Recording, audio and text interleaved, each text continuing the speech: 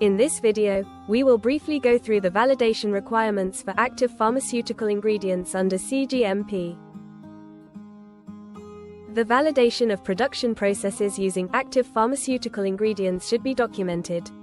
The validation should include all critical processes for the API's purity and quality. A validation protocol approved by the quality unit should establish the specifics of the different processes.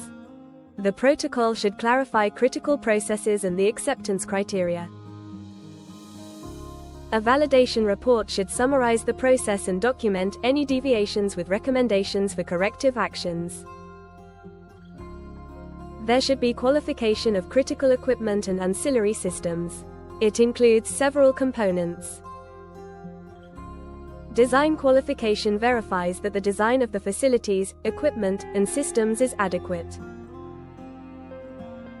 Installation qualification verifies that the equipment and systems are installed according to requirements. Operational qualification verifies the operational aspects of the equipment and systems to make sure they perform according to the specifications.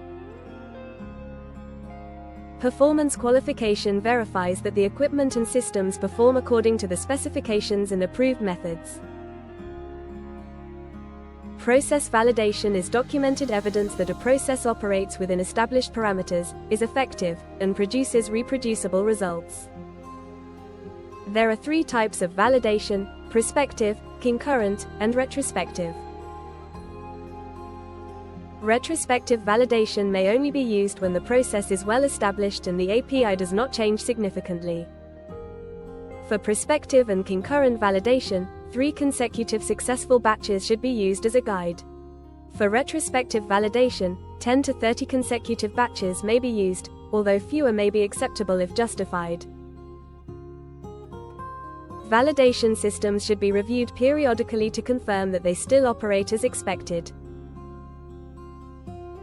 Cleaning should be validated, especially when API are at high risk of contamination. The validation of cleaning procedures should reflect the equipment usage pattern. The cleaning validation protocol should include a description of the equipment within the scope of the process. Sampling should include swabbing, rinsing, or direct extraction to detect soluble and insoluble residues. Validated analytical methods should be used to determine these residues.